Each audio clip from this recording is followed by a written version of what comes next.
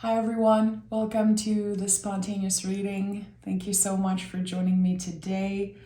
I used to record a lot of those readings when I would wake up in the morning and have this message wanting to come through. And I feel like throughout the years here on YouTube, I kind of pressured myself into recording zodiac sign very consistently and finding some type of schedule, which every time I try to follow a schedule, my guides, my intuition is definitely being very clear that it's not what works for me personally. So I'm trying to honor as much as I can those collective messages that wants to come up. For me as a content creator, it's not the best, because YouTube love consistency. People sometimes get very offended when they are not receiving their zodiac sign. At the end of the day, I'm not working for those people. I have to be true to myself, be true to what feels right. I don't want to force messages. So again, I want to thank you for showing up, for listening and being interested in the things that I channel. I try to journal as much as I can in the morning. It really is, personally for me, for my nervous system, something that helps me start the day on the right foot. And it's the moment where my intuition is just so clear. My channel is so open. I keep getting this message when I write in the morning of part of you already know your purpose. A part of you already know what your purpose is. And I think that this is a message that wants to be shared collectively. It's not just for me. It seems like we're all trying to find our ways. We're all working on accepting, creating for the sake of just creating, trying to let go of the need for validation, needing to have people confirm to us that what we're doing is the quote unquote right thing. And a lot of us are kind of looking for, what's my purpose? What is this bigger picture thing? What am I supposed to be focusing on? Where is my place in the world? And I keep getting this message again. Part of you already know what your purpose is. So today I feel like there are very specific messages that wants to come through for certain people. So if you found this today, it was meant to be. I absolutely know this in my heart. Okay, so we have the 8 of Cups. At the bottom of the deck, we have the King of Swords. Very interesting how we're talking about part of ourselves that already knows, and the King of Swords is showing up. Very, very interesting. So 8 of Cups is a full-on transformation. All 8s in the tarot are connected to some type of part of ourselves that is transforming. The cups, of course, are emotion, feelings. It could be love with capital letters. It could be about the moods, Cups, I connect a lot with the moon. 8 of Cups is no exception. How the moon constantly changes signs. So it is okay if we change. It's okay if suddenly you feel like you want to redirect part of your life, part of your dream, your purpose. There's something here that is transforming, and it feels like there's a lot that you have to say goodbye to for now. 8 of Cups to me always felt like a goodbye, but for now. It's not a forever thing. But there are certain behaviors, there are certain people, places, energies that are ready to just go in the back seat for a while. This person looks like the Hermit. It seems like this is the Hermit leaving a place and saying, okay, I need to do some introspection. I need to focus on myself, and I need to come back to the present moment as much as I can. What are you leaving behind? I don't know. I'm going to be using the inversion tarot today. What are you leaving behind? I think that the way I'm perceiving this and the way I want to answer this question is, it's about, again, being as present as we can, embodying the Hermit's energy and saying, okay, right now, in this moment, this thing doesn't feel right. And it could be, anything that you do in the day, what you consume, what you drink, what you're, entertaining yourself with.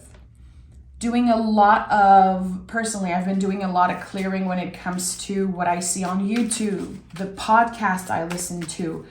I'm going back to books.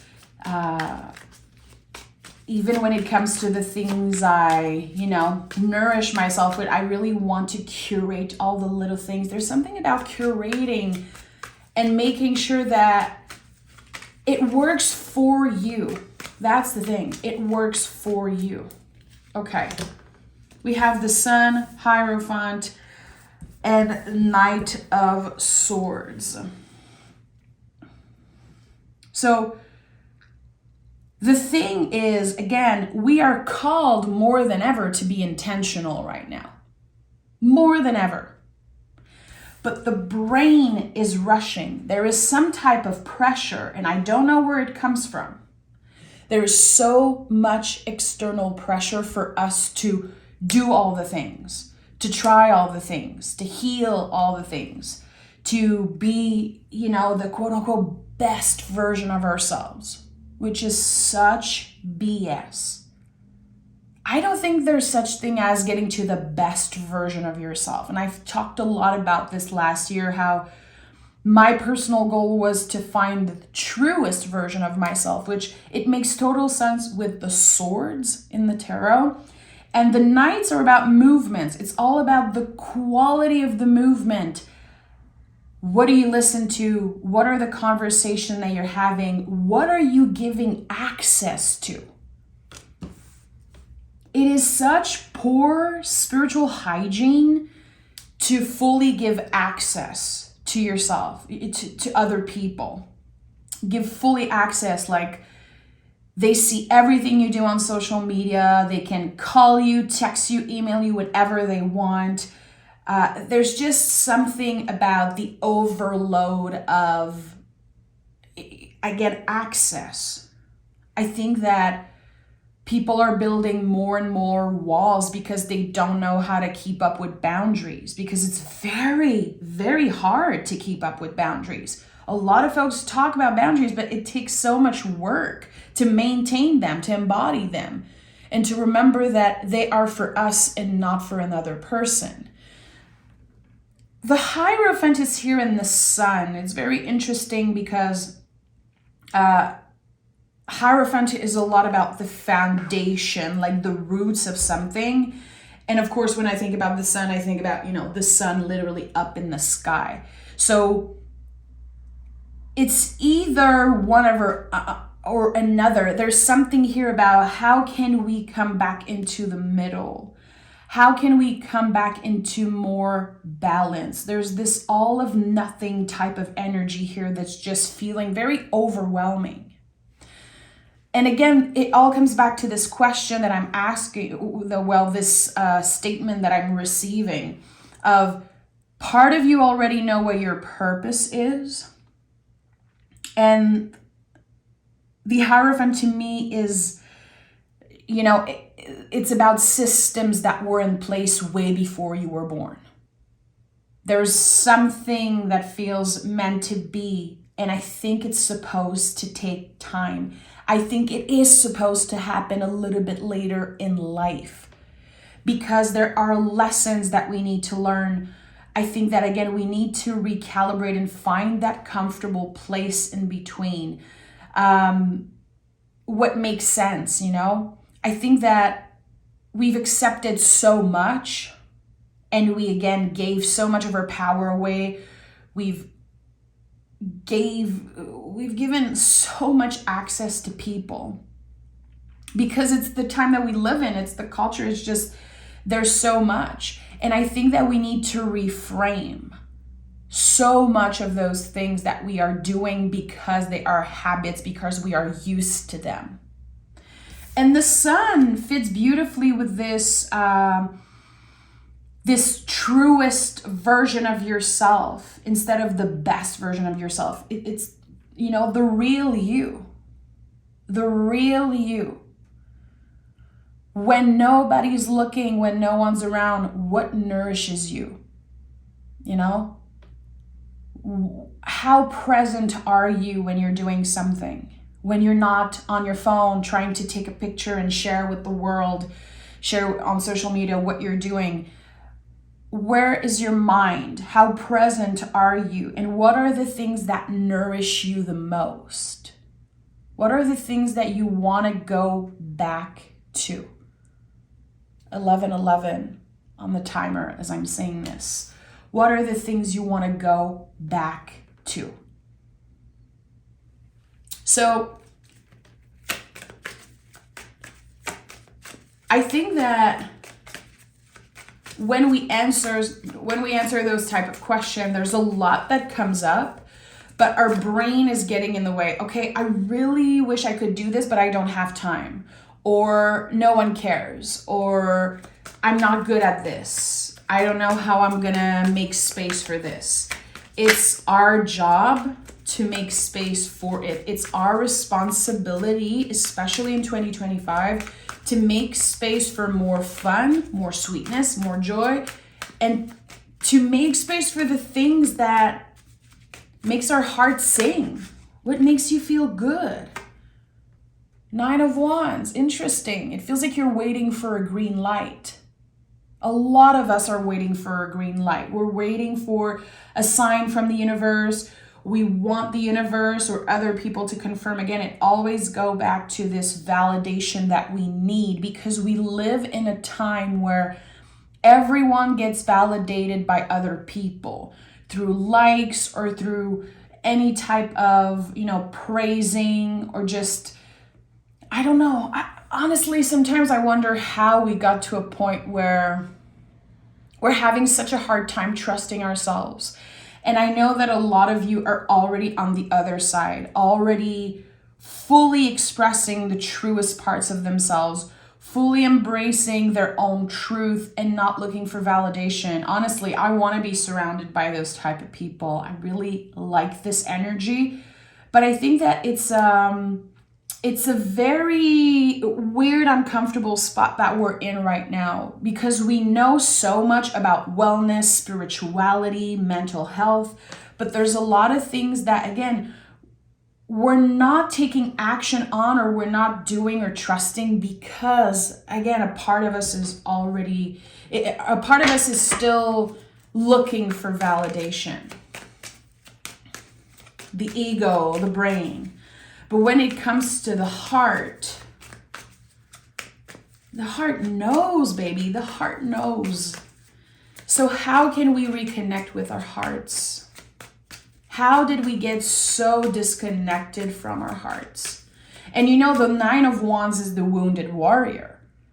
It's a card to me that validates so much of what I've gone through. It's kind of showing why. Why is it so hard to trust? Why is it so hard to make a move? Why is it so hard to quote unquote just do it? It's because when you want something so much, all of your senses are activated and we're going to be extra vulnerable, extra sensitive to all the little things, all the little signs and all the little judgments. But this is still a warrior. Yes, it's a wounded warrior, but it's still a warrior. We still have this energy. It's 9 of Wands. There's so much fire, and it came through right after the sun. So right now, you could definitely be focused on grounding certain ideas, putting them out there in the world, talking about it, writing about it, doing something even if it feels very scary and uncomfortable.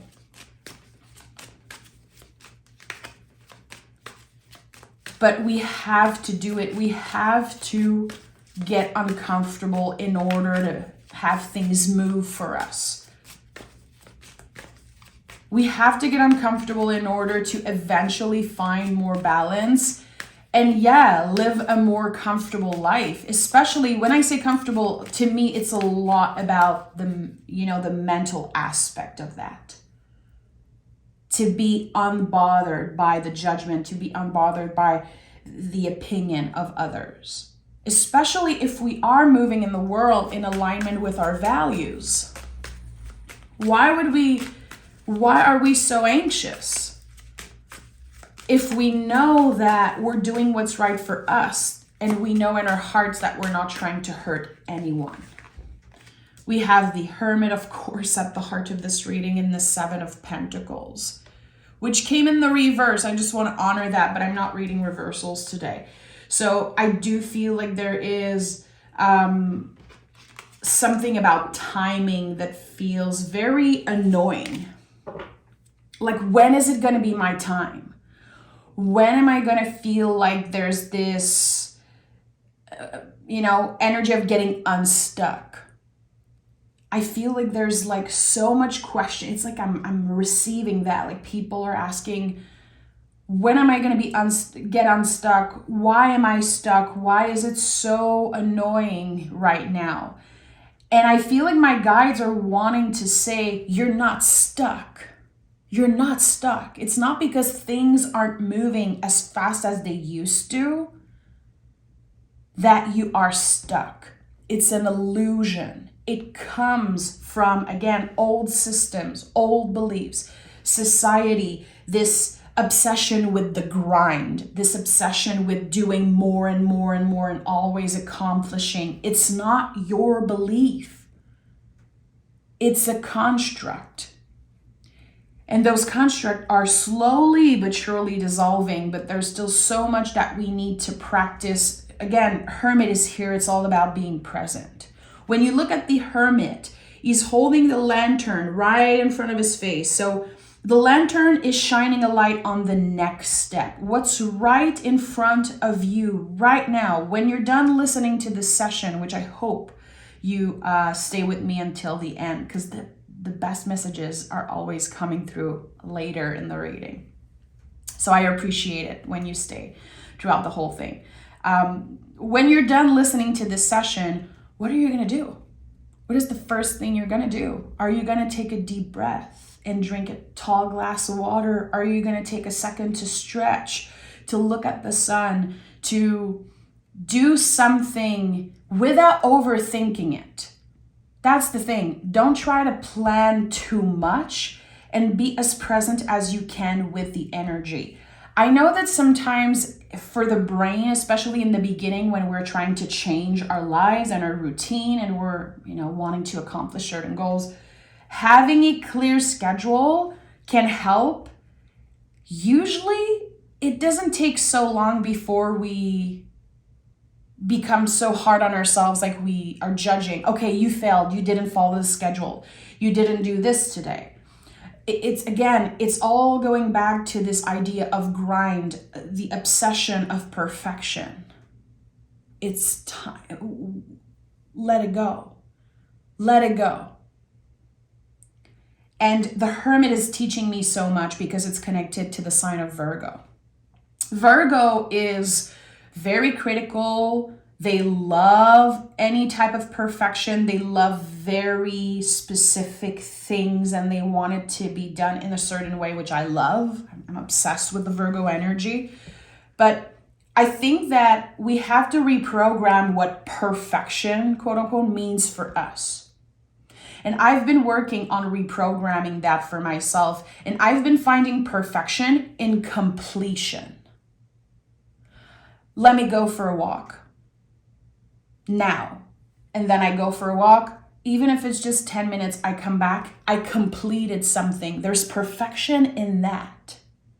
It's not about telling myself, I'm going to go 7 days a week. I'm going to do it every day. And then if I don't do it and I don't feel like it, I'm blaming myself. And then I derail completely from my path because of this one little quote unquote failure. So how can we reprogram the way that we are talking to ourselves, the way that we are pressuring ourselves into perfection? We are literally traumatizing ourselves into perfection sometimes. Into, again, finding the best version of ourselves, doing the best thing. It's not about that. And the Seven of Pentacles, of course, is a card of patience. To me, it was always about that. The day you plant the seed is not the day you eat the fruit. It's about consistency. It's about the intention. And sevens are all about reminding us that we don't need the external validation. We crave it. And trust me, I'm not pointing fingers. I have a Leo moon, baby. Like I'm all fixed. So much of me is craving the validation, especially when I'm stuck in something. You know, I used to have a trainer for years, and then when she quit her job, I was like, she gave up on me, and then I gave up on my trainings. And it was this excuse like, well, my trainer gave up on me. My trainer, quit her job. No, it's not her fault. And I didn't need the validation. So that's just an example. But sometimes I feel like we're so easy to point finger and say, well, that person gave up on me, or the circumstances. Of course, I ended up, not taking care of myself. Of course, I let myself down because of this and that. And we have to stop. We know all the things. We have all the tools. And look at that. We have the Death card, Four of Swords, and the Ten of Cups. So the Death card is Scorpio, which is fixed water. Every time I see the Death card, I think about this massive body of water, everything that's contained there. Especially if you think about the Eight of Cups, like leaving behind some type of energy, clearing it, transforming it, letting it transform because we are transforming. I think that the Death card is like the moment where we realize all of those things, all of those stories and energies, they cannot be contained anymore. I need to let it go. I need to clear this out. And anytime I see the Death card, I know that there is something connected to the past that is still very hurtful in this moment. Always. There's a memory. There's a breakup, there's some type of unfinished business that you're having a very hard time letting go of. First of all, I want you to show yourself a little bit more compassion because we're very hard on ourselves. We're going to think about an ex, we're going to think about something, and then we're going to be like, why am I still thinking about this? Why is it so painful still? Why am I still feeling some type of way? Because you cared. You really cared. You love with all your heart. You give with your whole being. When you love something or someone, your whole body, all of your senses are activated. So please stop judging yourself for thinking about the past and having a hard time moving on from someone or something that you once loved. I think grief can come up a lot with the Death card, of course. We grieve as much as we loved, which when you think about it, there's so much beauty there. Can we honor those things? Can we give ourselves the space that we need to digest? There's so much pressure. Like so much pressure when it comes to the timing of things, which is a very, very clear theme in this reading here. Pressuring ourselves into healing faster, losing weight, moving on from our ex and, finding a new job. All those things that we pressure ourselves like it's like we're rushing all the time. There's no time limit to healing. There's no time limit to get over a breakup. I don't care what anyone says. I don't care. There's no time limit to recovering from something that broke your heart. A part of you was taken away. There's so much reprogramming that needs to be happening. And it's not just about like, breaking up with an ex or unfinished business with someone that you cared a lot about. Sometimes it's a job. I'm still dealing with heartbreaks connected to my first serious job, where I was for years and years, and how badly it ended. I still dream about it sometimes. It will affect my day. And I deserve space. I owe it to myself, to my past self, to make space for more healing if needed, more conversation, more time. Time. I know time is very precious. I know life is moving so fast. But you will never give yourself too much time to heal over something. It doesn't mean that you're stuck necessarily. It doesn't mean that you're, dramatic and obsessive. And I think that, again, we've been so hard on ourselves. Pressuring. The world is kind of pushing us into a new direction. And we're like, I'm just getting over this. I'm still affected by this. Of course, I'm not putting my life on pause every time something challenging happens, but I think that there are specific things that sometimes we don't even know why it's so hard to move on from, but we deserve to give ourselves the time and the space. Four of Swords is so much about that. It's the card that comes after the Three of Swords. You know what the Three of Swords look like. It's a big red heart with swords in it. The coolest, best looking card in the tarot. It's very painful to take the sword out and heal the wound properly. It's way more easier to blast a band-aid on an infected wound and say, I'm okay. And then 10 years later, everything just comes up and you don't know how to deal with it because you don't have the tools, because you don't have the understanding and the patience that it requires. 10 of Cups is here, my friend. You are very, very close to healing something, letting go of something that, again, has been contained in the fixed water of Scorpio. It could be connected to your shadow self. It could be connected to, again, something that brings up a lot of nostalgia. I'm getting unfinished business. Like, I feel like there's something very unfair that a lot of folks have been dealing with. Like, missing out on an opportunity for a job that they loved, or their mental health wasn't so great for a while and they kind of miss out on something. It could also be a relationship. You met someone, you connected with someone, and it ended up being just, not what you hoped it would be. Again, there's so much energy contained, and I feel like in the next few weeks, and I think that the full moon in Leo is going to be such a supportive energy for that. We're clearing something. There's acceptance there. And we are, again, finally giving ourselves the space that we need to say goodbye to something for now. And we are opening ourselves to something new. I'm going to pick a card because every time I see a 10, I want to know what comes up after. Let me take this. Okay, we have the Devil card that came through. So more pleasure, more fun. Pleasure in all forms, all ways, because you deserve it. It is your birthright. The Devil card can be a fantastic card. It's connected to Capricorn. So please, for anyone who is scared of this energy, I really need you to reframe what this means for you.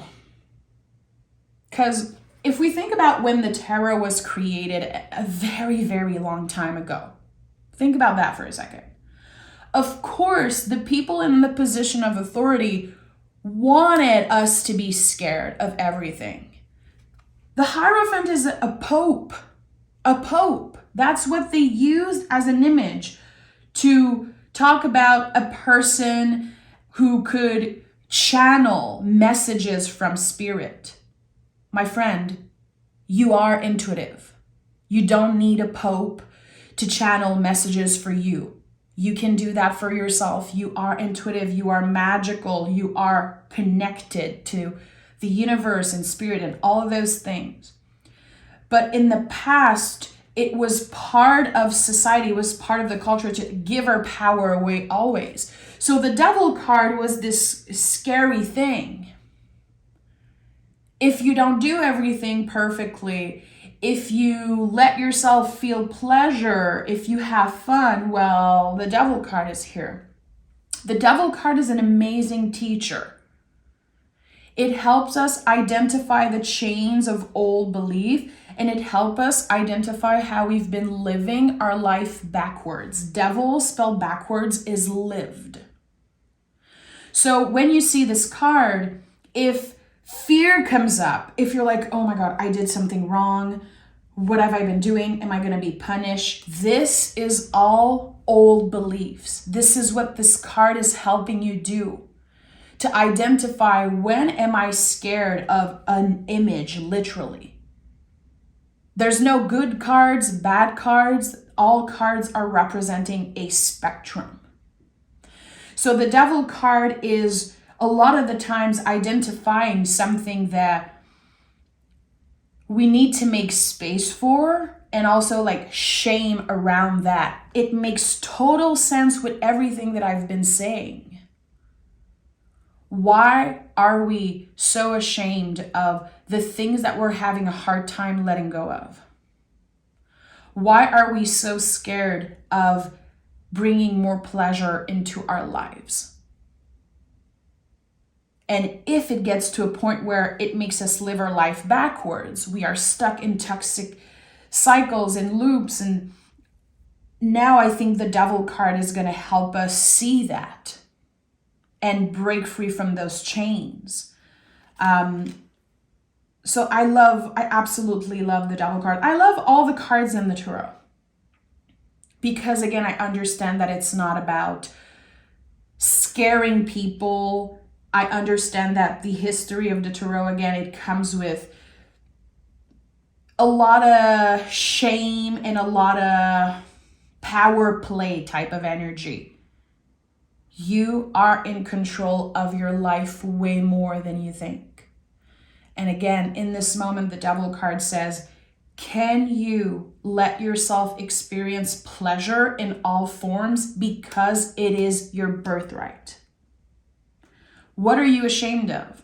What are the things that you're keeping yourself from experiencing and doing and trying because of old beliefs, because of shame and fear? There's something there. There's something on the other side of fear that is connected to your purpose. So we want to break the chains of fear. We want to hold fear in our hands and say, let me try this. Again, we have to stay rational. We have to be rational with everything. Use your common sense. Always. Use your own intuition. Use your common sense always.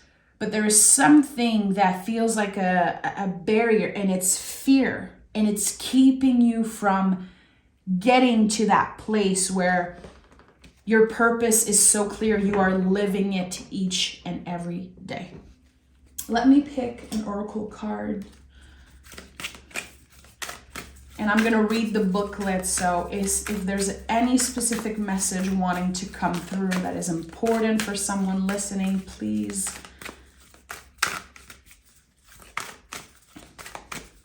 share it now. Sign. I love this. If you are looking for a sign, here it is. Here it is. And I said it, I really believe that all the readings, and I cannot talk for every reader out there, but this is definitely my intention. If you felt called to click on this reading, if you listened, you received, you opened your heart, there was something meant to find you today. I believe that the answers are within you. I believe that 99.9% of us already know the answer. We're just not happy with the answer, or we're not ready to fully honor it. It's okay. Everything will happen in the right timing. Again, you don't need to rush. Rushing just gives your brain the illusion that you're moving faster, but it's a lie. It's a lie. And I feel like especially in the beginning of New Year's, January, February, we're pressuring ourselves into doing everything right, into becoming the best version of ourselves. And we forget the essential, which is what is right in front of us. That's why the Hermit is bringing us back into presence. Let me look at, just for funsies, sign. Here is your permission slip, if you think you need one, to start doing something and to live your life to the fullest. Time is precious. Do not waste any minute of it. Grab your magic wand. Get up from the couch and go chase your dreams. You have limitless potential. There are thousands of invisible hands supporting your journey. Perfect way to wrap this reading up. Thank you so much for being here. Thank you for everything. And I can't wait to talk to you guys probably tomorrow.